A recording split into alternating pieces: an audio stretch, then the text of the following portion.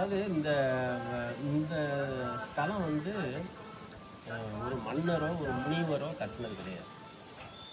மகான்களோ எதுவும் கிடையாது. திருமுக்தீஸ்வரர் 1008 அவதாரங்களை எடுத்ததாக சொல்கிறாங்க.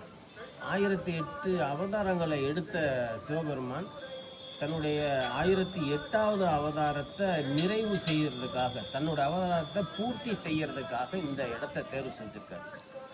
அப்படி தேர்வு செய்யப்பட்ட இடம் தான் இந்த இடம். இந்த ஊருக்கு பெயர் வந்து பூர்த்தி கோவில். ஆனால் இங்கே வந்து இருக்கக்கூடிய இந்த தெய்வங்களுக்கு அருள்மிகு அந்தாள ஈஸ்வரி உடனுரை திருமுக்தீஸ்வரர் முதல்ல தோற்றுவித்த இடம் வந்து உத்தரகோச மங்கை மங்களநாதர்னு சொல்கிறாங்க. அதிலிருந்து தொடங்கி 1008 சிவாலயங்களை தொடர்ச்சியாக வந்து இந்த 1008வது சிவாலயமாக இங்கே பூர்த்தி அடைஞ்சதுனால இந்த ஊருக்கு பேர் பூர்த்தி கோவில்.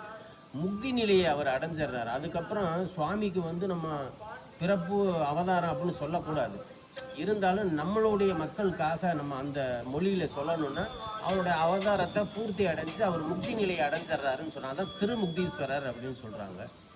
அப்போ அந்தாள ஈஸ்வரிங்கிறாங்க. அந்தம்னா என்னன்னு பார்த்தா ஆதியும் முனியும் அந்தம் முனியும்பாங்க, ஆரம்பமும் முடிவுங்கிறாங்க. அப்போ அந்தாள ஈஸ்வரி அம்பாலும் இங்கே அந்த தன்னுடைய அவதாரத்தை நிறைவு செஞ்சிடறாங்க. அப்படிப்பட்ட இந்த சிவாலயத்தில் சுவாமி, அம்பாள், முருகபெருமான் இந்த 3 பேர் பிரதானமாக இங்கே அருளாட்சி செய்கிறாங்க. அதில் திருமுக்தீஸ்வரராக அவதாரத்தை எடுக்கிறதுக்கு முன்னாடி பைரவர் அவதாரமாக எடுத்திருக்காரு. அது எந்த யுகம் எந்த ஆண்டுங்கிறது எங்களுக்கு தெரியல, கண்டுபிடிக்க முடியல. அதுக்கு முன்னாடி தெற்கு நோக்கி இருப்பார். அதாவது நம்மளுடைய கால பைரவ பெருமான் நெத்தியில் பிறை போன்று தெற்கு நோக்கி இருப்பார். அது எந்த யுகம் தெரில. அதுக்கப்புறம் இது எடுத்ததுனால அதோடைய இது தெரியல. இருந்தாலும் இங்கே வந்து அம்பாளுக்கு சமமான உயரத்தில் இருப்பார் நம்ம கால பைரவ பெருமான். அப்போ இங்கே தேய்பிரை அஷ்டமி அவருக்கு நம்ம சிறப்பாக கொண்டாடிட்டு இருக்கோம், யாகத்தோடு பண்ணிகிட்டு இருக்கோம். இதுதான் இங்கே உள்ள இந்த சுவாமியோடைய. இது இல்லாமல் அரச மரத்தில் ஒரு அரச மர விநாயகரோட காளிங்கர் நர்த்தனர் இருப்பார். இதுதான் இங்கே பிரதானமாக இருக்குது. இதில் என்னன்னா உங்களுக்கு முருகபெருமான் வள்ளி தெய்வாயினோட காட்சி அளிப்பார். இங்கே நவகிரகங்கள் கிடையாது. ஏன் நவகிரகங்கள் இல்லைன்னா ராமர் லட்சுமணர் பிறப்புக்கு முன்னாடி அமையப்பட்ட கோயில் அப்படிங்கிறதுனால அந்த நவகிரகத்தோடைய வலிமை, அந்த பவர், அந்த சிறப்பு எல்லாமே திருமுக்தீஸ்வரர்கிட்ட இருக்குதுன்னு சொல்கிறாங்க. இதில் என்னென்னா இன்னொரு ரொம்ப முக்கியமான விஷயங்கள் என்னென்னா இந்த டெம்பிள் வந்து ஒரு 1500 to 2000 வருஷத்தில் தான் கட்டப்பட்டிருக்கு. அப்போ இதுக்கு முன்னாடி என்ன இருக்குதுன்னு பார்த்தா, இதுக்கு முன்னாடி இது ஒரு சில மன்னர்களால் இது அப்படியே மிக பிரம்மாண்டமான கோவில் இருந்துச்சு. ஒரு சில மன்னர்கள் இதை இடிச்சிட்றாங்க, இதை நாங்கள் கட்டுறாங்கிறாங்க, யாருன்னு தெரியல. அப்போது இது வந்து எப்போ கட்டுறேன்னு சொல்கிறாங்கன்னா 4000 வருஷத்துக்கு முன்னாடி இருந்ததாக சொல்கிறாங்கன்னு சொல்லியிருக்காங்க. அப்போ இது கட்டி 2000, அப்போ 6000 வருஷம் ஆயிடுது. அதுக்கு முன்னாடி எவ்வளோ நாளுங்கிறது தெரியல. அப்போ தொழில் துறையில் இந்த கல்லெல்லாம் ஆராய்ச்சி பண்ணும்போது இது கிட்டத்தட்ட ஒரு 6000க்கு மேலே 8000 வருஷத்துக்கிட்ட இருக்கும் அப்படிங்கிறாங்க. அப்போ இது எப்போ இது வந்துச்சு? ஏன்னா சிவபெருமான் வந்து தன்னுடைய அவதாரத்தை இங்கே நிறைவு செஞ்சதுனால ஒவ்வொரு யுகமாக ஒன்றா ஸ்டெப் பை ஸ்டெப்பாக வந்திருக்கும் அப்படிங்கிறத முன்னோர்கள் சொன்னாங்க. ஃபஸ்ட்டு அவர் வந்திருப்பார் சுயம்பா, அதுக்கப்புறம் கருவறை பண்ணியிருப்பாங்க அப்படின்னு சொன்னாங்க. தடயவியல் துறையிலேருந்து இங்கே வந்தவங்களும் சொன்னாங்க இது யுகமாக தான் கட்டியிருக்க முடியும். ஒரு மன்னர் கட்டியிருந்தாருன்னா கடகடன் மேலே வரலையும் வந்திருக்கும். அதனால் இது வந்து ரொம்ப பழமையான கோவில் அப்படின்னு சொன்னாங்க. இது வந்து இப்படி இருந்த கோவில் கிட்டத்தட்ட அந்த கோவிலுடைய திருப்பணியை செய்யும்போது மேலே இருந்த கலசங்களை வந்து தொல்லியல் துறையினர் பார்த்துட்டு இது ரொம்ப பிரசித்தி பெற்ற பழமையான கோவிலாக இருக்கிறதுனால இந்த கோவில் வந்து சிவபெருமான் நேரடியாக முக்தி நிலையை அடைஞ்சதுனால இந்த கோவில் வந்து ரொம்ப பழமையாக இருக்கிறதுனால கண்டிப்பாக இதுக்கு முன்னாடி திருப்பணி நடந்து கும்பாபிஷேகம் நடந்திருந்தால் இந்த கலசங்களை மாற்றிருப்பாங்க. அப்போ இந்த கலசங்கள்லாம் மாற்றாமல் எல்லாமே சுண்ணாம்புலே இருக்குது. சுண்ணாம்புலே இருக்கிறதுனால அந்த கும்பாபிஷேகம் நடந்ததுக்கான அறிகுறி இல்லை. கலசங்கள் வந்து 500 வருஷத்துலேருந்து 300 to 500 வருஷம் ஆயிடுச்சு, அதனால இது வாய்ப்பு இல்லை அப்படின்னு சொன்னாங்க. அதனால நாங்கள் என்ன பண்ணோன்னா, இந்த ஒரு 500 வருஷத்தை சொல்ல முடியாதுங்கிறதுனால எங்கள் அப்பா தாத்தா எங்கள் அப்பாலாம் இருக்காங்க, எப்போ 96, அப்போ கேட்கும்போது இல்லை நடக்கவே இல்லைன்னுட்டாங்க. அப்போ ஒரு 300 வருஷமாக இது நடக்கலைங்கிறத நாங்கள் ஒரு உறுதிப்படுத்திட்டு அதை நாங்கள் வெளியில் சொன்னோம். 300 வருஷமாக கும்பாபிஷேகமே நடக்கலை. 9 மன்னர்கள் வந்து இந்த திருக்கோவிலை வந்து திருப்பணி செஞ்சு கும்பாபிஷேகம் நடத்தியிருக்காங்க. ராஜராஜ சோழன் கும்பாபிஷேகத்தை கடைசி நடத்தியிருக்காரு, அவ்வளோதான். ராஜேந்திர சோழனுடைய ராஜராஜ சோழனுடைய பையன் ராஜேந்திர சோழனுக்கு இங்கே திருமணம் நடைபெற்றிருக்கு.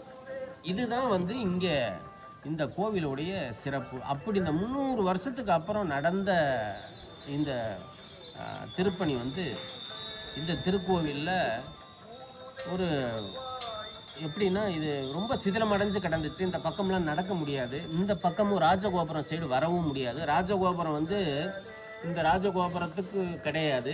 அதே மாதிரி சுவாமி, அம்பாள், முருகப்பெருமான் 3 பேர்த்துக்கும் உள்ள விமானத்தை தவிர வேறு எந்த இதுக்கும் விமானங்கள் இல்லை. ஏன்னா அந்த மன்னர்கள் இடிக்கும்போது தரைமட்டமாக இடித்ததுனால அதுக்கப்புறம் ஒரு திருப்பணி பண்ணி ஏதோ கும்பாபிஷேகம் நடத்தியிருக்காங்க.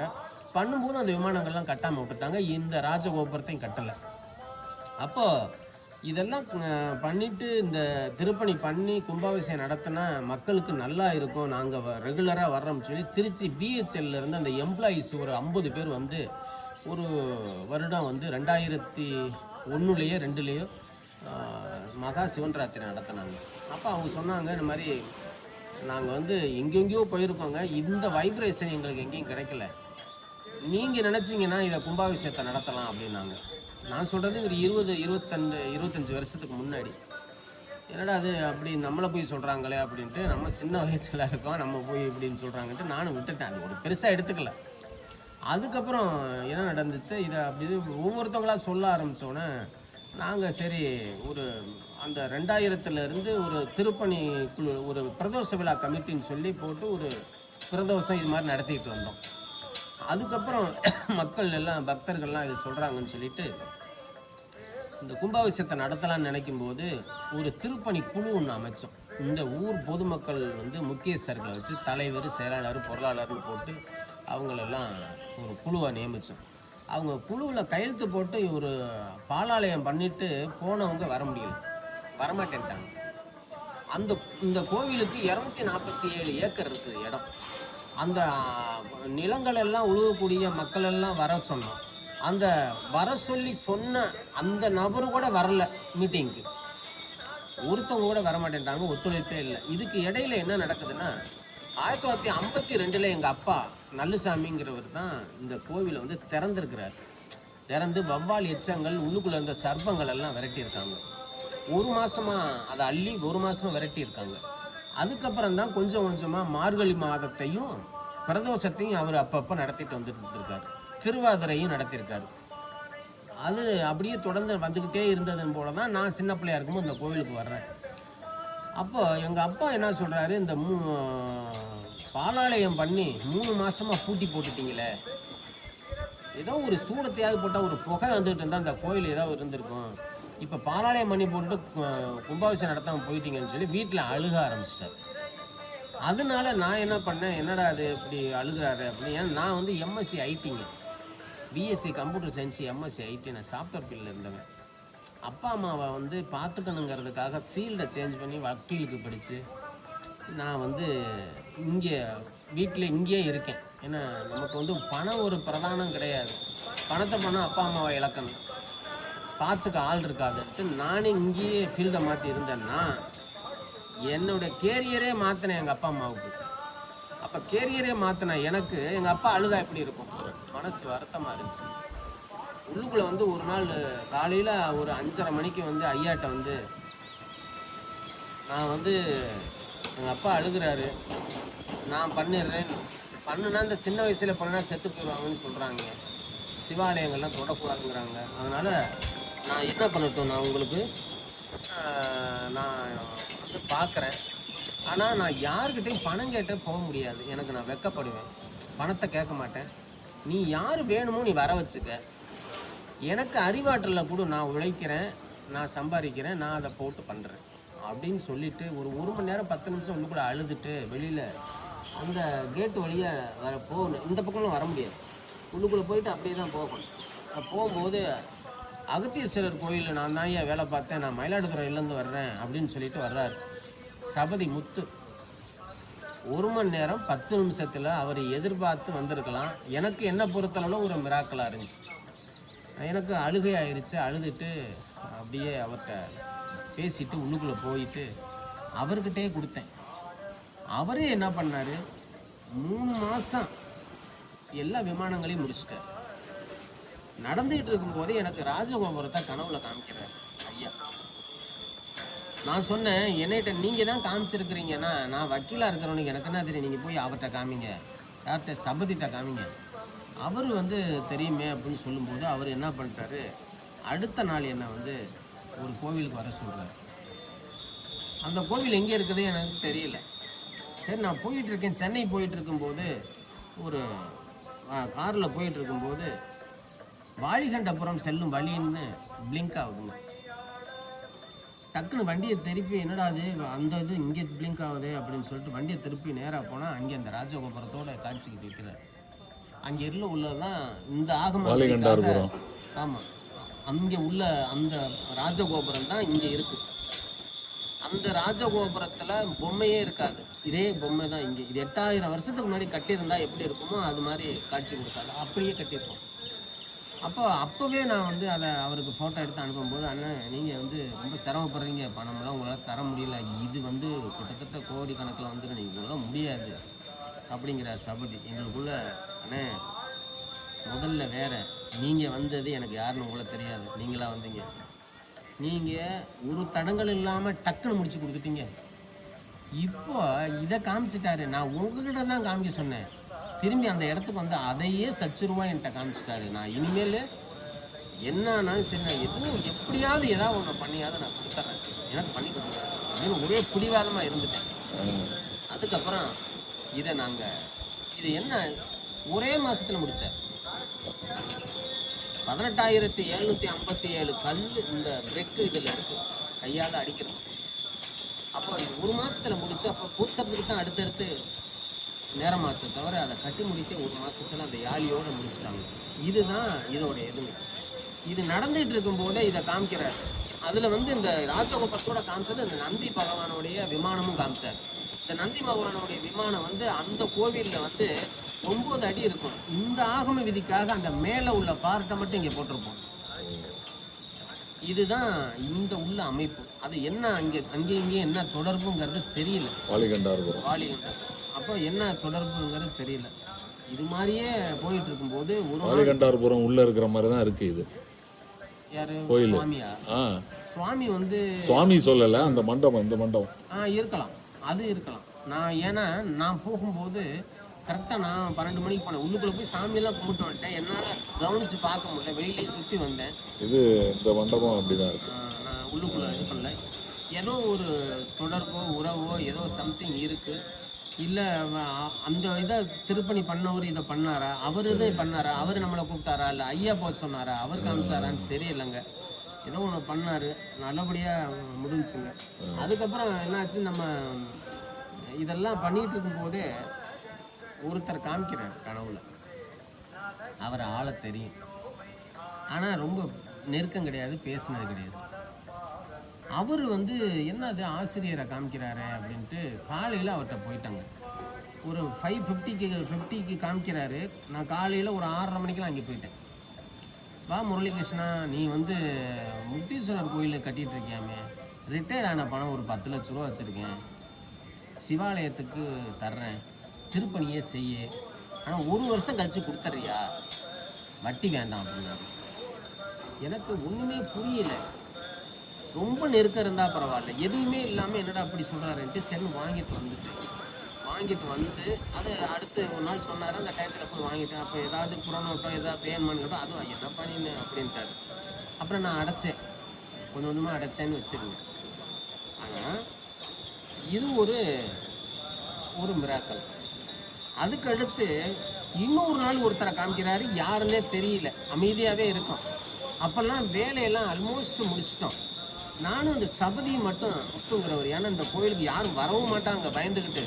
உள்ளுக்குள்ளேயும் வரமாட்டாங்க, வேலை பார்க்கவும் வரமாட்டாங்க, வேலைக்கு கூப்பிட்டாலும் வரமாட்டாங்க, எல்லாம் வெளியூருக்காரங்க, அவங்களா வந்தவங்க. ஆனால் சம்பளம் கொடுத்துட்டு இருந்தோம். அப்படி நாங்கள் உட்காந்து கும்பாபிஷேகத்துக்கு என்னென்ன பண்ணலாம், இப்போலேருந்து பணம்லாம் சேமிக்கணும், கடன் வாங்கணுங்கிறதுக்கு என்ன பண்ணலான்ட்டு ஒரு இதாக போட்டுட்டு இருக்கும்போது அவரே வர்றாருங்க. யார் கனவுல வந்த 15 நாளைக்கு முன்னாடி கனவு காமிச்சவர் அவர் வர்றாரு நேரா. ஐயா வணக்கங்க ஐயா, நான் வந்து ஆண்டவர் கோயில் எனக்கு குலதெய்வம், நான் வந்து சாமி கும்பிட்றவங்க இங்கேருந்து சொன்னாங்க, நான் கும்பாபிஷேகத்தை கிட்டத்தட்ட 1000 கும்பாபிஷேகத்துக்கு மேலே நடத்தியிருக்கேன், எனக்கு கொடுத்தீங்கன்னா நான் நல்லபடியாக பண்ணி தரேங்கிறாங்க. செந்துறையிலேருந்து கோபிங்கிறவர். அப்படியா அப்படின்ட்டு அவர்கிட்ட போய் பேசும்போது அவர் ஒரு அமௌண்ட்டை சொல்கிறாரு. சரி வேறு வழி இல்லை, ஆனால் மனசுக்குள்ளே நான் எனக்கு இவர்கிட்ட தான் கொடுக்கணுங்கிற முடிவு எடுத்துட்டேன், நான் காமிச்சிட்டாருன்னு. அட்வான்ஸ் கொடுக்குற அன்றைக்கி நான் அவர்கிட்ட போயிட்டு பார்த்து கொஞ்சம் குறைச்சி கொடுங்கன்னு சொல்லிட்டு உள்ளுக்குள்ளே போயிட்டு, ஐயா நீ சொன்னது எல்லாமே நடந்துக்கிட்டே இருக்குது, நீ சொன்ன காமிக்கிற ஆளுக ஃபுல்லாக வந்துக்கிட்டே இருக்கிறாங்க, என்ன நடக்குதுன்னு தெரியல, ஆனால் இதுவரையிலையும் எப்படி கொண்டு போனீங்களோ அதையும் இந்த கும்பாபிஷேகத்தையும் அப்படியே கொண்டு போயிருங்க நல்லபடியாக. ஏன்னா 9 மாதத்தில் எல்லா வேலையும் முடிச்சுக்கிட்டேன், இந்த வேலையும் பண்ணணும். இது ஆனால் பெரிய பட்ஜெட்டு, இது ரொம்ப பெரிய பட்ஜெட்டு. ஆனால் என்னது என்கிட்ட அவ்வளோ பணம் இல்லை, எல்லாமே இங்கே முடிஞ்சிருச்சு, ஒன்றும் இல்லை, அதையும் கொண்டு போகணும். அவர் கேட்குற கொடுக்கணும். 5000 ரூபா நீ சொன்ன மாதிரி நடந்துச்சுன்னு கொடுத்துட்டேன். அவர் என்ன பண்ணிட்டாரு, ஏதோ இங்கே நடந்திருக்குதுன்ட்டு அவரும் அதில் குறைக்கல, அவர் சொன்ன அமௌண்ட்டில். அப்போ ஏதோ அவரும் குறைக்கல, சரி ரைட்டு பரவாயில்ல விட்டுட்டோம். அவர் தான் 6 கால யாகத்தில் ஒரு இந்த இதில் வரலாறுலேயே எஸ்ஆர்என்சி கோயில் 6 கால வரலாறுல 27 குண்டத்தோட பிரம்மாண்டமாக இதுவரை நடந்ததே இல்லை. இந்த கோவிலில் இருந்து ஒவ்வொரு பிரதான வாசலுக்கு முன்னாடியும் இங்கிட்டு ஒரு 25 மரம் வாழை மரம் தாரோட, இந்த பக்கம் அதே மாதிரி இந்த இந்த இந்த கோவிலில் இருந்து அந்த ரோடு வரலையுமே 2 சைடுமே வாழை மரம். ஒரு வாழை மரம் 1200 ரூபாங்க, 3000 மரம்.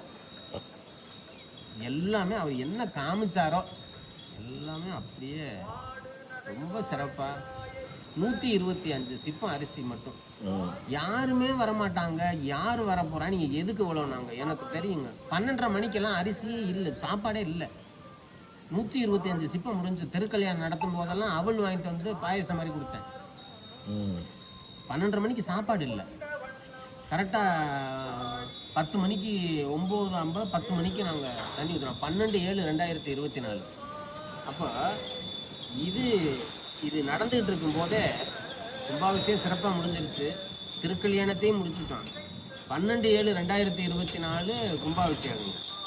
15/7/2024 நான் உள்ளுக்குள்ளே வர்றேங்க. உள்ளுக்குள்ளே வர்றது மாதிரி கனவுல 48வது நாள் மண்டகப்படி அப்படின்னு எனக்கு தோணுது. பார்த்தா அந்த ருத்ராசத்தில் அலங்காரத்தோட காமிச்சார். அவர் சுற்றியெல்லாம் இருந்துச்சு, ஆனால் நாங்கள் அதை விட்டுட்டோம். சரி ருத்ராசத்தோட அலங்காரம் கேட்குறாரா அப்படின்ட்டு நான் வந்து என்னென்னா கும்பாபிஷேக செலவு தனியாக, இது திருப்பணி செலவு, அதுக்கப்புறம் இப்படியே ஓட்டும்போது இந்த 15ஆம் தேதி 2 நாளில் ஒரு நாளைக்கு 70,000 ரூபா செலவு ஆகுது ஒரு மண்டபப்படிக்கு. இதை என்ன பண்ணுறதுன்னு தெரியாமல் இருக்கும்போதே இந்த ருத்ராசத்தை காமிச்சிட்டாரேன்ட்டு இதையே சமாளிக்க முடியலையே ஆண்டவா அப்படின்னு நினச்சேன். அந்த நேரத்தில் நான் ஒரு இது கொடைக்கானலுக்கு ஒருத்தருக்கு லீகல் ஒப்பீனியன் கொடுக்க போனேன். லீகல் ஒப்பீனியன் கொடுக்க போன இடத்துல அந்த பூம்பாறை கோவிலில் ஒரு திருவோடோட ஒரு சிவனடியார் உட்காந்துருக்கார். அவர்கிட்ட நான் என்ன பண்ணேன், அவங்க 3 பேர் உட்காந்தாங்க. ஒரு 500 ரூபாயை கொடுத்துட்டு தலைக்கு 100 ரூபா எடுத்துங்க சொல்லிட்டு 200 ரூபாயை கையில் வாங்கிட்டு கீழே வரும்போது 2 பேர் தான் அவங்களுக்கு கொடுத்துட்டு வந்தேன். அவங்கள்ட்ட நான் சொன்னேன், நீங்கள் எல்லாம் உங்கள் சிவனடியாரெல்லாம் கொஞ்சம் போயிட்டு வாங்க, ஒரு கோவில் ஒன்று நடந்துட்டு இருக்கு மணப்பாறை பக்கத்தில், வாய்ப்பு இருந்துச்சுன்னா வாங்க, உங்களுக்கு எல்லாம் ஒரு வஸ்திரம் ஏதாவது சாப்பாடு போடுறதுக்கு எனக்கு ஒரு ஆசை அப்படின்னு சொல்லிட்டு வந்தேன். வேறு எந்த ஃபோன் நம்பர் கூட கொடுக்கல. அவர் எதை விசாரிச்சுட்டு இந்த டயத்தில் வரும்போது வந்து ஏற்கனவே ஒரு தடவை வந்து பார்த்துட்டு போயிட்டார். எப்போ கும்பாபிஷேகத்துக்கு முதல் நாள். அடுத்து கும்பாபிஷேகத்துக்கு அடுத்து அவர் வர்றாரு. வரும்போது 20,000 ரூபாய் பணத்தை கொண்டு என்கிட்ட கொடுக்குறாரு. நீங்கள் இப்போ மனசில் நினச்சிட்டு இருக்கிறதுக்கு வச்சுருங்க சாமி அப்படின்னாரு. அவர் திருவூட்டில் உட்காந்துருக்கவர் 20,000 என்கிட்ட கொடுக்குறாரு. அவர் கொடுத்த 20,000த்தில் நான் ஒரு 5,000 ரூபா போட்டு தான் நேபாளில் 25,000 ரூபா கொடுத்து ஆர்டர் பண்ணேன் அந்த ருத்ராசன். நீங்கள் நீங்கள் இதை எல்லாமே பாருங்களேன். நான் எந்த வேலையுமே பார்க்கல, நான் எதையுமே செய்யலை. இந்த கோவில் நான் எதுவும் உழைக்க கிடையாது.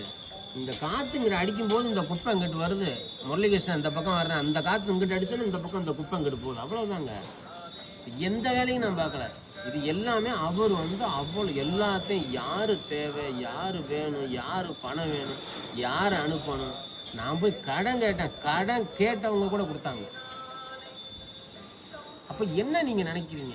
இப்போ நான் திரும்பி பார்க்கும்போது எனக்கு பயமாக இருக்குது, எப்படி இந்த வேலையெல்லாம் நடந்துச்சு அப்படின்னு. அந்த வீடியோஸ் எல்லாம் பார்த்து யூடியூப் சேனலில் பார்க்கும்போது பார்த்தீங்கன்னா ஒரு ஒரு ஒரு மாதிரியான ஒரு சிலிர்ப்பு வருது எனக்கு, என்ன எப்படி நடந்துச்சு அப்படிங்கிறது. அதனால் ஒன்றுமே அவர் என்ன சொன்னாரோ அதை செஞ்சோம். அவர் என்ன தேவையோ வர வச்சுக்கிட்டார், அவருக்கு என்ன வேணுமோ அவராக எடுத்துக்கிட்டார். ருத்ராசத்தை காமிச்சா ருத்ராசம் பண்ணிட்டார். அவர் என்ன ஏதாவது இங்கே என்ன இருந்துச்சோ, இந்த 2000 வருஷத்துக்கு முன்னாடி இதை இடிஞ்சு கிடந்ததை கட்டும்போது என்ன நினச்சிட்டு கட்டினாங்களோ, அது எப்படி அவங்க பண்ணாங்களோ அதே மாதிரி தான். வேறு எதையுமே எக்ஸ்ட்ரா நாங்கள் பண்ணிக்கல. ஏன்னா இங்கே சித்தர் கண்ணகி அம்மா வந்திருக்காங்க, ஜீ தமிழில் ஒருத்தர் பேசினார், கண்ணகி அம்பாள் வந்திருக்காங்க, சித்தர்கள் நிறைய பேர் இங்கே ஜீவசமயம் அடைஞ்சிருக்காங்க. அதனால தான் இப்போ நம்ம சத்தம் போட்டு பேசுகிற கூட அவங்களுக்கு டிஸ்டர்பன்ஸாக இருக்கும். நான் ஏன் இதை அங்கே கட்டி என்னை முதல்ல உள்ளுக்குள்ளே தான் வச்சுருந்தேன், ஒரு சின்ன ரேடியோவில். அதையும் அவர் சொன்னார், எல்லா பேரும் கேட்கட்டுப்பா, வெளியில் போடுப்பா அப்படின்னார். அதுக்கப்புறம் இதை ஒரு 60,000 ரூபாய்க்கு கஷ்டமாக அதை வாங்கி வெளியில் போட்டு அந்த இப்போ ஏன் இங்கே திருவாசகம் தவிர எப்பவுமே எங்கேயுமே வராது. அதனால் எல்லா பேருமே கேட்டுக்கிட்டே இருக்கட்டுமே. இருக்கக்கூடிய சித்தர்கள் எல்லா பேருமே இருக்காங்க, எல்லா இடத்துலையும் இருக்காங்க. நீங்கள் இங்கே படுத்திருப்பேன், நான் மட்டும் இங்கே வரும்போது இந்த திருப்பணி நடக்கும்போது மேலே ஏறி ஓசை போய் கட்டிட்டு இந்த மூளை வழியாக தான் ஏறுவேன். இதை பிடிச்சி படி அந்த பக்கம் வச்சுருந்தேன், சைட்லேயே ஏறி ஓசை போய் கட்டிட்டு திரும்பி கீழே இறங்கி மோட்டரை போட்டு திரும்பி மேலே ஏறி பாய்ச்சிட்டு திரும்பி வருவேன், திரும்பி நிப்பாட்டணும். அப்படியே ஆட்கள் வரவே மாட்டாங்க. அப்போ உள்ளுக்குள்ளே போய் உட்காந்தானா நீங்கள் ஒரு கும்பலாக நடந்துக்கிட்டே இருந்தால் எப்படி தெரியும்? உங்களால் உணர முடியும். நீங்கள் போய் ஒரு இடத்துல உட்காந்தீங்கன்னா உங்களால் உணர முடியும். போயிட்டு வந்துக்கிட்டே இருப்பாங்க, அவரை போய் பார்த்துட்டு ஐயா பாட்டு அவரே சில நேரத்தில் காட்சி கொடுப்பார்.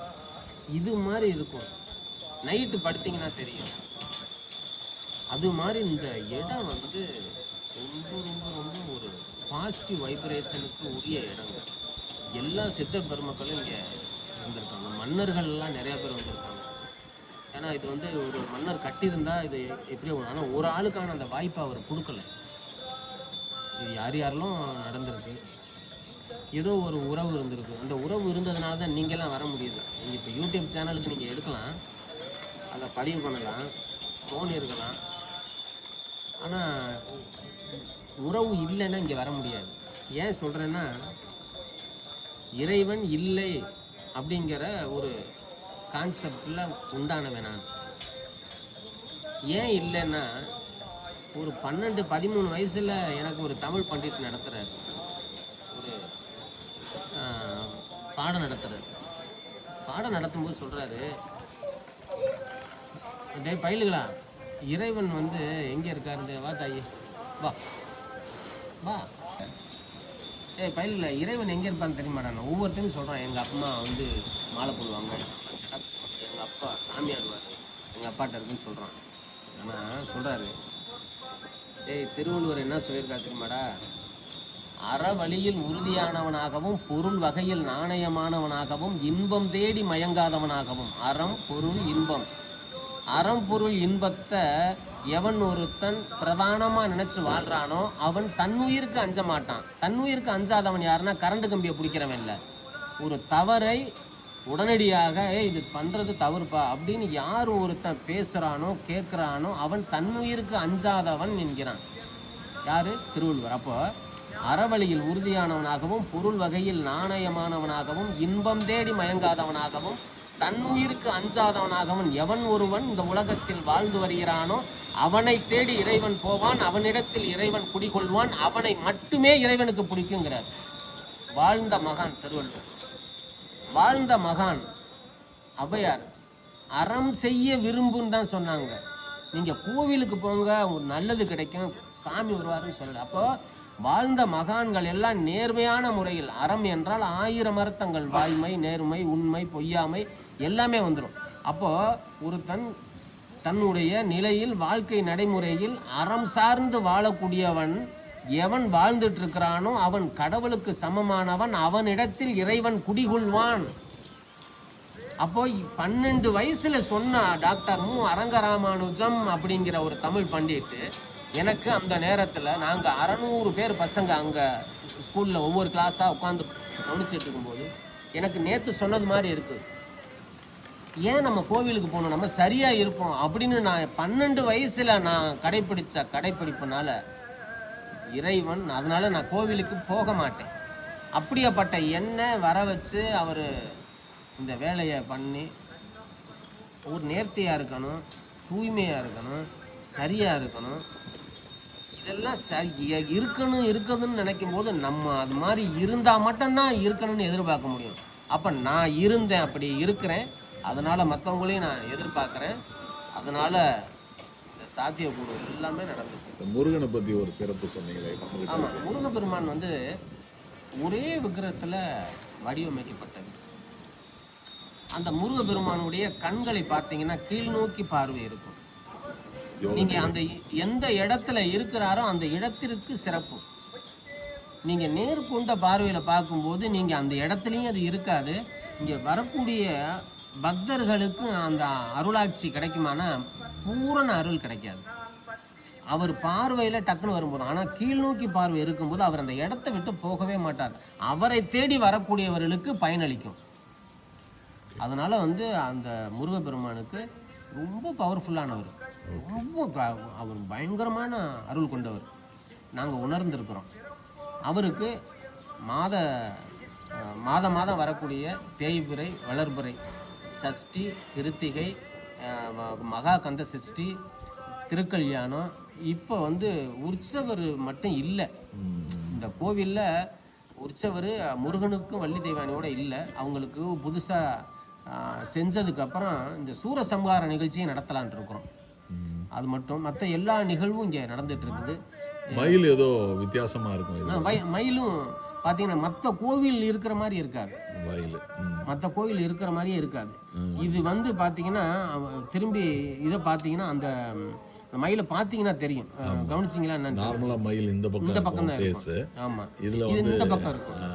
அதனால எல்லாமே சிறப்பு, கோவில் எல்லாமே சிறப்பு. ஆறுமுகத்தோட ரொம்ப பிரம்மாண்டமா காட்சி அளிப்பாரு. அதே மாதிரி இந்த அவ்வளவு உயரமான சுவாமி வந்து நீங்க முருகப்பெருமானை எங்கேயுமே பார்க்க முடியாது. திருச்சி மாவட்டத்திலே கிடையாது. நீங்க வயலூர் முருகன் கோயிலா இருக்கட்டும், விராலிமலை முருகன் கோயிலா இருக்கட்டும், மற்ற முருகன் கோயில் சிவாலயங்கள்ல இருக்கக்கூடிய முருகன் கோயில இவ்வளவு பெரிய இங்க இருக்கிறதுக்கு வாய்ப்பே இல்லை. இங்க வந்து சுவாமி மட்டும்தான் சுயம்பா இருக்கிறதுனால சின்னவரா இருப்பாங்க. மற்றவங்க எல்லாம் அம்பாள் தெற்கு நோக்கி இருப்பாங்க. கால பைரவர் பிரம்மாண்டமாக தெற்கு நோக்கி இருப்பார். முருகப்பெருமான் வள்ளி தெய்வானோட இருக்கவங்களும் பிரம்மாண்டமாக இருப்பாங்க. அதே மாதிரி நீங்கள் இன்னொரு சிறப்பு பார்த்தீங்கன்னா, நீங்கள் எந்த கோவில், நீங்கள் திருச்செந்தூர் போனால் கூட சண்டிகேஸ்வரரை சுவாமி வடிவத்தில் தான் வச்சுருப்பாங்க. ஆனால் நீங்கள் இங்கே மட்டும்தான் மனித வடிவத்தில் சண்டிகேஸ்வரர் வச்சுருப்பாங்க. நீங்கள் அவரை போய் பாருங்கள், புன்முருகனோட இருப்பார். நான் கண்கூட பார்த்தேன், என்கிட்ட எடுத்த வீடியோலாம் இருக்குது.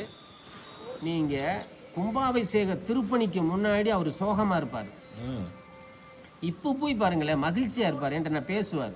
நான் இறைவன் திருமுக்தீஸ்வரர் 12/7 வந்து கும்பாபிஷேகம் நடக்குது. 10ஆம் தேதி ஈவினிங் நினைக்கிறேன். 10ஆம் தேதி ஈவினிங் ஒரு சிவனடியார் பெருமக்கள்லாம் வர்றாங்க. அன்னைக்கு வந்து என்கிட்ட பேசுகிறார்.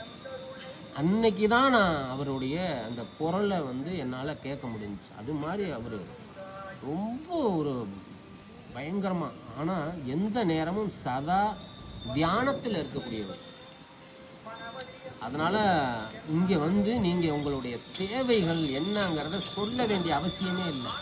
அமைதியாக வந்து உட்காந்து தியானம் பண்ணிட்டு நீங்கள் என்ன வேணுங்கிறத உங்களுக்கு அவருக்கு தெரியும், கொடுத்துருவோம் தெரியும்.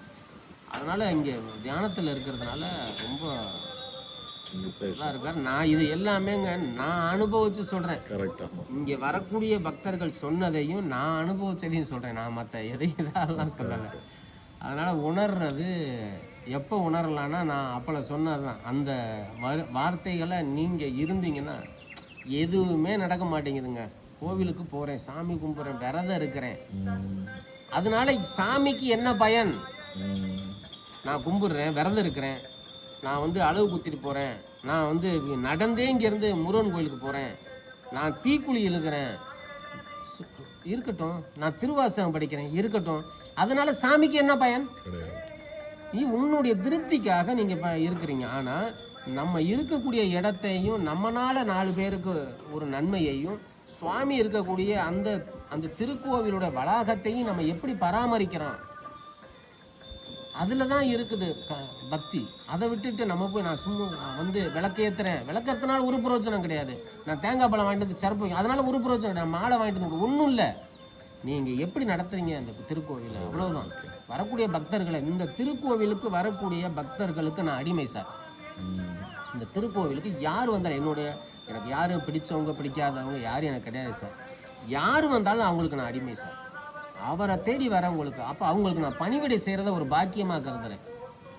பிரசாதம், அதனால தான் இங்கே வரக்கூடிய ஒவ்வொரு நிகழ்வுலையும் ரொம்ப நேர்த்தியாக பிரசாதம் கொடுப்போம். பிரசாதத்தில் நாங்கள் இது பண்ண மாட்டோம். அதாவது பிரசாதம் கொஞ்சம் கொஞ்சம் சாப்பிடுவோம், நல்லா சாப்பிட வச்சு அனுப்புவோம். மீதி இருக்கும்போது எடுத்துகிட்டு போவாங்க அவங்களுக்கு. அது மாதிரி இந்த கோவிலில் நாங்கள் சாதாரணமாக ஒரு இதை செய்யும்போது அந்த பிரசாதம் கூட அவ்வளவு டேஸ்ட்டாக இருக்கும். நேற்று கூழ் ஊற்றணும், நேற்று தான் சிம்பிளாக முடித்தான், கூழ் ஊற்றணுன்ட்டாங்க ஆடி வெள்ளிக்கு. அவ்வளோ சிம்பிளாக இருந்துச்சா, அது கூட அவ்வளவு ஒரு நல்ல டேஸ்ட்டு. அது மாதிரி ஒன்றுமே இங்கே அதே மாதிரி இந்த கொடிமரம் வந்து இல்லை. கொடிமரம் ஏன்னா இது, ஆனால் இதோட அமைப்பு இருந்துச்சு. ஒருவேளை நம்ம ஆவுடையார் கோயிலில் இருக்க மாதிரி கொடிமரம் இல்லையோன்னு கூட யோசித்தேன். ஆனால் அதோட அமைப்பை வச்சுருந்தாங்க. அதனால நாங்கள் என்ன பண்ணோம், அவர்கிட்ட ஒரு கோரிக்கை வச்சேன், என்னால் முடியலப்பா, என்னால் திருப்பணியை பண்ணிவிட்டு இப்போ இதை வேறு பண்ணி அதை பண்ண முடியல, மன்னிச்சுக்கோங்க, வருடாபிஷேகம் நடக்கும்போது நான் எப்படியாவது முயற்சி பண்ணிடுறேன் அப்படின்னு சொல்லி பண்ணேன். அதே மாதிரி திருவுத்திரகோச மங்கையில் போய் பார்த்தேன். பார்த்துட்டு தேய்பிறை அஷ்டமி அன்னைக்கு தான் அட்வான்ஸ் கொடுத்தேன். மரம் இந்த கீழே வந்து 7 அடிக்கு வந்து உள்ளுக்குள்ளே இருக்குது, காங்கிரீட் போட்டிருக்கேன். அந்த மரத்தில் இலுப்ப மரத்தை சுற்றி அந்த ஈய பாய் சுற்றி மண்ணே படாமல் உள்ளுக்குள்ளே 7 அடி வச்சு அதுக்கு மேலே இதை பண்ணியிருக்கோங்க. இந்த இது கூட ஏற்கனவே ஒரு இதை எனக்கு காமிச்சார், எனக்கு சரியாக படல. ஆனால் அந்த இது யாரோ வாங்கிட்டு போயிட்டாங்கன்னு இதுக்கப்புறம் அதை போய் இன்னொரு மரமாக வந்து எல்லாமே அந்த மரம் அமைஞ்சது கூட அவருடைய நேரடி பார்வை. ஒன்று அப்படித்தான் இங்கே நடந்துச்சு. நம்மளுடைய விருப்பத்தின் பேரில் எதுவுமே நடக்கலை. நான் ஒன்று ஆசைப்பட்டு நினைக்கல. அவருக்கு தேதி, நீங்கள் தேதியெல்லாம் கேட்டிங்கன்னா மறந்து போயிடுவீங்க. இங்கே ஒரு மகான் வர்றாரு, மகான் தான் அவரை சொல்ல முடியும். ஏன்னா நம்ம சாதாரண ஆள், என்னன்னு ஓம் நமச்சிவாய் என்ன சொல்ல தெரியும், நமக்கு வேறு எதுவும் தெரியாதுங்க. மண்முட்டையை வச்சு வெட்ட சொன்னீங்கன்னா நான் வெட்டி முளைப்பேன், அவ்வளோதான் எனக்கு தெரியும். ஒருத்தர் வர்றாரு, வந்தவர் என்கிட்ட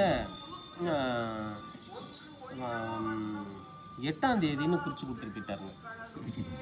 நான் என்ன பண்ணேன், 8ஆம் தேதின்னு சொல்லிட்டு அவர் அவ்வளோ பெரிய ஆளுன்ட்டு நான் முடிவு பண்ணிட்டாங்க. ஹெச்ஆர்என்சிலாம் எழுதினேன், தம்பி 20ஆம் தேதி வச்சுக்கப்பா அப்படின்னாரு. என்ன 8ஆம் தேதின்னு குறிச்சுப்பேன் 20ஆம் தேதிங்கிறாரு. ஐயா நீங்கள் தான் சொன்னீங்கன்னா இப்போ எனக்கு உங்களை நான் காத்துட்டு இருக்கிறது, உங்களுடைய பதிலுக்காக காத்துட்ருக்கேன், எனக்கு நேரம் இல்லை. நீங்கள் சொன்னீங்கன்னா நான் வேணால் திருவிழச்சீட்டு போட்டு கேட்குறேன், கரெக்டாக எடுக்க விடுங்க அப்படின்னு. 8ஆம் தேதி ஆனி மாதம் 8, இவர் ஆனி 20. அப்போ 2 தேதி மட்டும் எழுதி கொடுத்து ஒரு குழந்தைய எடுக்க சொன்னால் கரெக்டாக அந்த குழந்தை அந்த 20ஆம் தேதி மட்டும் போய் படியில் விழுவுதுங்க. அந்த 8ங்கிறது கீழே விழுவுதுங்க. அந்த தேதியை மட்டும் எடுக்குதுங்க. சரி, நீங்கள் தான் அப்படி எடுக்கிறீங்களா? இங்கே என்னென்னா அவர்கிட்ட கேட்டால் இங்கே பிரச்சனை ஆகும், இந்த அம்மாட்டையும் கேட்டால் இந்த அம்மா ஒன்று சொல்லும், அவங்க ஒன்று சொல்லுவாங்க. 2 பேருக்குமே சண்டையாகவே இருக்கும். இப்போ அதனால தான் நான் பத்திரிக்கையில் திருக்கல்யாணம்னு ஒன்று நடத்தினேன். சரின்ட்டு இங்கே வந்து கேட்டோம். இங்கே வந்து கேட்டால் அம்பாலும் அம்மாவும் அதே தேதி கொடுத்தாங்க. முத என்னுடைய பிறந்ததுக்கே நாங்கள் இந்த திருவிழச்சீட்டு போட்டதில்லையா 2 இடத்துலையும் ஒரே இது கேட்டது, அது தேதி 1 மட்டும்தான். அப்போ வந்து கேட்டோன்னே அப்போ இப்போ என்னன்னு எங்கள் அப்பாட்ட போய் கேட்டேன்னாப்பா 20 அப்படின்னு. சரிண்ணா அவர் பழைய ரெக்கார்டெல்லாம் எடுத்து பார்க்குறாரு. ஆணி திருமஞ்சனம் 20 இங்கே திருவிழா நடந்திருக்குங்க. என்ன நடந்திருக்கு? திருவிழா ஒவ்வொரு வருடமா வருஷத்துக்கு 2 திருவிழா இங்கே நடந்திருக்கு. ஆணி 20 ஆணி மாசம் திருமஞ்சனம் வருது பாருங்க, ஆணி திருமஞ்சனம். அந்த திருவிழாவும் நடந்திருக்குது. மார்கழியிலையும் ஒரு திருவிழா நடத்திருக்காங்க திருவாதிரையில. இந்த 2 திருவிழா அன்னைக்கு அந்த தேதி அவர் கரெக்டா சொல்றாங்க. எங்களுக்கே தெரியல. ஆனா அவர் எழுதி கொடுத்துட்டு போன 8ஆம் தேதி கேட்டாரு. இவர் கேட்டது 20. அது அப்படி அந்த தேதியை கூட யாருமே முடிவு பண்ணலங்க. அவர் தான் முடிவு பண்ணாரு. வேலை பார்த்த ஆள் அவரு. பணம் எனக்கு வந்த வருமானம் எனக்கு வெறும் 5000 ரூபா ஃபீஸ் கொடுப்பான்னு நினைப்பாங்க. வரும்போது கோர்ட்டுக்கு போயிட்டு இது பண்ண ஜிபிஆர் இருந்ததுனால கோர்ட்டுக்கு போயிட்டு ஆஃபீஸ் மீட்டிங் வந்துடுவேன். இங்கே வருவாங்க, இங்கே வந்து பார்த்துட்டு 50000 ரூபா ஃபீஸை கொடுப்பாங்க. என்னைய நான் எப்படி வச்சிருந்தாருன்னு சொல்ல முடியாதுங்க. அப்படி வச்சிருக்கேன். சில தேவைகள் இருக்குது, ஆனால் நடைமுறைக்கு என்னை நல்லா வச்சிருக்கேன். அதை விட வேற என்ன வேணும் அப்படி. அதனால நம்மளை மட்டும் இல்லை, பக்தர்கள் நான் அதான் திரும்ப திரும்ப அதே ஒன்றுல தான். எந்த கோயிலில் கிடைச்சதுன்னு சொன்னீங்க? அது திருவாசகம். ஆக்சுவலா என்னன்னா ஏதோ ஒரு கோயிலில் ஒரு சாமியார் கொடுத்தாருன்னு சொன்னீங்களா? ருத்ராட்சம். ருத்ராட்சம் வந்து அவர் வந்து ஏதோ ஒரு கொடைக்கானல்ல வந்து பூம்பாறை கோயில், முருகன் கோயில் இருந்தாரு. அவரு தான் அங்கிருந்து இங்க வந்தாரு. ஆக்சுவலா அவருக்கு அது சொந்த ஊர் கிடையாது. அவரு வந்து எங்க கேட்கும் போது அவர் எங்க சொன்னாருன்னா ஒட்டஞ்சத்திரம் சொன்னாரு. ஆனா இவ்வளவு தூரம் வந்தாரு, இங்க வந்துட்டாரு. வந்து எனக்கு பண்ணி கொடுத்துட்டு தான் போனாரு. இன்ன வரையும் தொடர்புலையும் இருக்காரு. இப்ப தொடர்புல இருக்க ஆயிட்டாரு. நான் அவங்களெல்லாம் வந்து அந்த மாதிரி பாத்துக்கிறது. அதனால அவங்களெல்லாம் விடுறது இல்லை. சிறப்பு பண்ணிக்கிறது. அது மாதிரி ஒன்னொன்னு. அதே அப்புறம் வேற என்னமோ சொல்லணும்னு நினைச்சேன். அந்த ருத்ராட்சம் அவர் கொடுத்தாரு. இங்கே பொதுவாகவேங்க இங்கே இப்போ வந்து சிவாலயங்களுக்கு சிவாலயங்களில் என்னென்ன விழாக்கள் நடக்குதோ அவ்வளோத்தையுமே நடத்திட்டு இருக்கோம். ஆனால் அதுக்கான கஷ்டம் எதுவும் தெரியுதானா? தெரியவே இல்லை. ஆர்வம் வருது. இது 3வது வாரம் ஆடி வெள்ளி கொண்டாடிட்டோம். அதுக்கு முதல் வாரம் என்ன பண்ணாங்க, ஆடி வெள்ளி கொஞ்சம் சிறப்பாக கொண்டாடுவோம் நாங்கள் அம்பாளுக்கு. நான் போயிட்டு காலையில் என்ன முதல் நாளே அதை சொல்லிட்டாங்க நம்ம ஆளுங்களும். நான் உள்ளுக்குள்ளே போயிட்டு அன்றைக்கி இது மாதிரி தான் காலையில் வந்துட்டு போய் சாமியை போய் கும்பிட்டுட்டு மனசுக்குள்ளே தான் நினச்சிருந்தேன், என்னடா அது இன்றைக்கி வேறு ஆடி வெள்ளி கும்பிட்றேன்னாங்க. ஒரு குறைஞ்சதே ஒரு 5000மாவது தேவைப்படும் வஸ்திரம் போக்குவரத்து சொன்னேன். சூழல் வேறு சரியில்லையே அப்படின்னு நினச்சிட்டு மறந்துட்டு இங்கே உட்காந்துட்டு திரும்பி எந்திரிச்சு போய் காரில் போய் உட்காந்து கார் எடுத்துகிட்டு கோர்ட்டுக்கு போகலான்ட்டு போனேன். என்னன்னு தெரியல, மனசு தெரியல. மறுபடியும் வந்து இங்கே உட்காந்துட்டு மறுபடியும் எந்திரிச்சு இப்படி போகிறேன். இப்படியே உழட்டிக்கிட்டே இருந்து போகிறேங்க. ஒருத்தர் வர்றாருங்க, வேஷ்டியோட பையோடு வர்றாரு. ஐயா வணக்கங்க, ஆடி வெள்ளிக்கு பயன்படுத்திங்க. என்னன்னு திறந்து பார்க்குறேன், அம்பாளுக்கு சேலை 2000 ரூபாய்க்கு எடுத்துருக்காருங்க. இப்போ போட்டுக்க திருமாங்கல்யம், பூஜை சாமான் எல்லாத்தையும் வாங்கிட்டு வர்றாருங்க. என்ன நீங்கள் நினைப்பீங்க? இன்னைக்கு வரலையும் என்ன நினைக்க முடியும்? நம்ம என்ன எப்படி வந்து நான் வந்து அதை வந்து எப்படி மாற்ற முடியும்? அப்போ நான் எப்படி இருக்கணும்? நான் 4 வருஷம் ஆச்சுங்க செருப்பு போட்டு. நான் செருப்பு போடுறதே கிடையாது. செருப்பே இல்லை எனக்கு. என் பிள்ளைங்க கூட என்னப்பா இங்கேருந்து திருச்சி மெட்ராஸ் எங்கே போனாலும் செருப்பு இல்லாமல் நடந்துட்டு இருப்பேன். சீத்துப்புறான்னு இப்படி இருக்கிறீங்களே அப்படின்னு ஃபீல் பண்ணுறாங்க. எனக்கு அது பக்தின்னு நான் சொல்லலை. நான் பக்தினா என்னங்கிறத உங்கள்கிட்ட சொல்லிட்டேன். அது பக்தியும் கிடையாது. நான் வந்து என்னை என் வீட்டுக்காரம்மா நீ ஒரு நாத்தியவாதியா ஆத்தியவாதினா நாத்தியவாதி தான் என்னை சொல்லுவேன். ஏன்னா நான் சயின்டிஃபிக்காக ஃபாலோ பண்ணக்கூடியவன். ஆனால் எனக்கு அவர் மேலே உள்ள அன்பை வெளிப்படுத்த தெரியல. அவர் மேலே உள்ள பற்று, அவரை சதா சிந்தனையிலே இருக்கிறேன். நான் அவரை வந்து சிந்தனை பண்ணிகிட்டே இருக்கேன். எனக்கு தெரியல, நான் அதை வெளியில் காமிக்க தெரியல. ஒருவேளை செருப்பை மாற்றினா கூட எனக்கு வேறு சிந்தனை கூட போயிருமோ தெரியல. செருப்பு இல்லாதனால எனக்கு அவர் சிந்தனை இருந்துக்கிட்டே இருக்குதான்னு தெரியல. அது நான் இப்படியெல்லாம் நடக்கிறதுனால தான் நான் அந்த மாதிரியெல்லாம் இருக்கிறேன் சார். இருந்துட்டு இதே வந்து தாடியெல்லாம் நிறையா இருந்துச்சு. கலெக்டர் சிவராஜ் சொன்னார், என்னங்க ஜிபி மாதிரியா இருக்கிறீங்க, என்னங்க பண்ணுங்க, என்னங்க சாமியார் மாதிரி இருக்கிறீங்கன்னாரு. அதுக்கப்புறம் நான் ட்ரிம் பண்ணி அதான் கொஞ்சம் அப்படி இருந்தேன்னு வச்சுங்க. கோவில் மூலஸ்தானத்து உள்ள ரொம்ப பயங்கரமா இருக்கும் அப்படின்னு அவர் சொல்றாரு. நீங்க தான் உள்ள போக முடியும் அப்படின்றாரு. எனக்கு அது தெரியல சார். ஆனா அந்த ரொம்ப நேரம் இருக்க முடியறதில்லைன்ற அவர் சொல்றாரு பூஜை பண்றது. அந்த பாயிண்டிங் வேலையெல்லாம் நான் தான் பார்த்தேன். உள்ளுக்குள்ளே யாரையுமே வரல, அவங்க வர முடியல.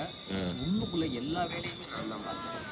கருவறைக்குள்ள திருப்பணி பண்ணும்போது ஆனால் எனக்கு எதுவுமே பண்ணலை.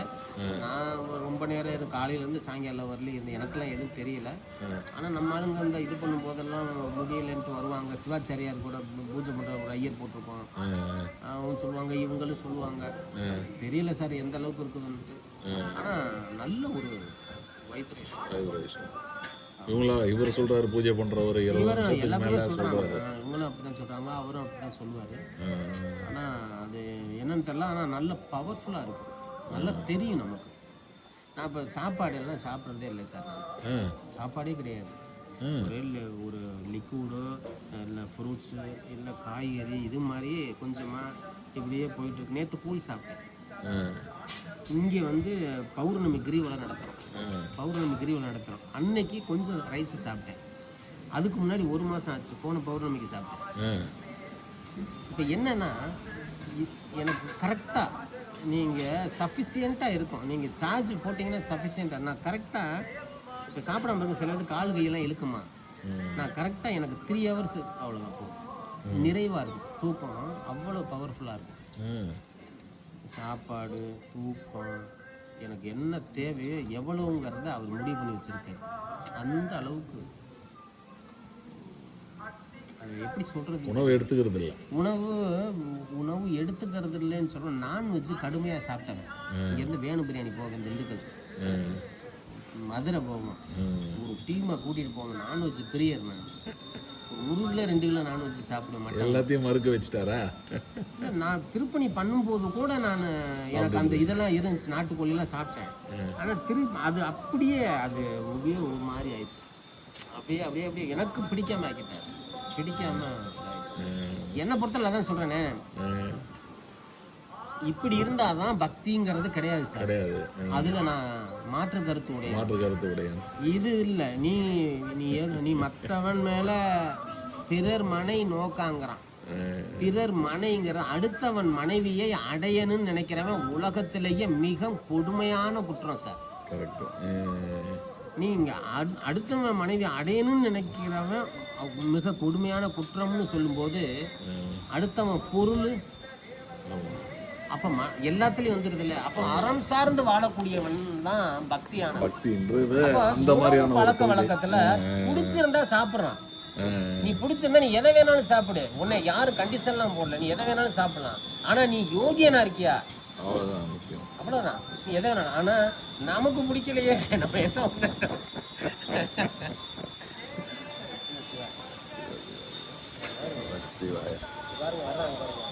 நீங்க யாரும் ஆளெல்லாம் பிடிக்க மாட்டேன். அவங்களா வந்து எல்லாமே அவங்களா வருவாங்க. ஆனா அவங்களுக்கு எல்லாத்துக்கும் மந்த்லி பணம் கொடுத்துருவேன் சார். எல்லாம் யாரையும் விட மாட்டேன். அதான் வெளியில போய் வேலை பார்த்தா 300 ரூபா தர்றாங்கன்னா நான் 500 ரூபா கொடுப்பேன் சார். நான் ஏன்னா மகிழ்வித்து மகிழ்ங்கிறான் திருவள்ளுவர். நீ மற்றவனுக்கு கொடுத்து பாரு, அவன் மகிழ்ச்சி அடையிறான். அதை விட உலகத்துல பேரின்பம் எதுவுமே கிடையாது சார். சிற்றின்பங்களை ஃபுல்லா நீ அவாய்ட் பண்ணினா பேரின்பத்தை அடையலாம் சார்.